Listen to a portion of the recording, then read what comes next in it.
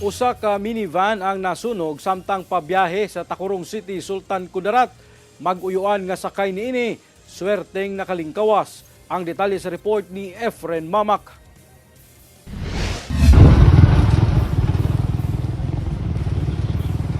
Kita sa video ang dakong kalayo nga milamoy ni ining minivan sa daplin sa kadalanan sa Tacurong City, Sultan Kudarat pasado alauna Martes sa hapon sa miulbo nga sunog.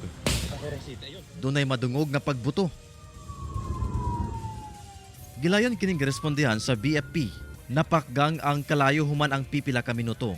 Sumala sa BFP, naog daw gayud ang maong sakyanan ug di na mapuslan. Anaa sa 350,000 pesos ang danyos niini. Sa investigasyon, nasayran nga pabiyahe gikan barangay Katitisan sa Lambayong Sultan Kudarat ang maong sakyanan nga gimanihuan sa 60 anyos nga lalaki.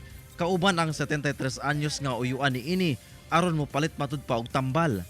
Apan pag-abot sa lugar nga gikahitabuan, kalit kining miaso busa gipadaplin nila ang sakyanan og daling nang gawas.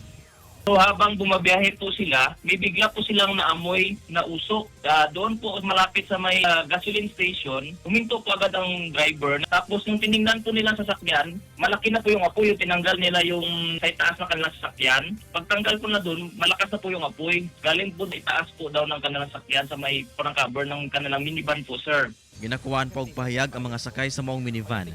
Samtang padayon ang BFP sa pag-imbestiga sa hinungdan sa sunog. Kauban si Gary Balantay ug Bong Vicencio, Efren Mamak. 1 Mindanao.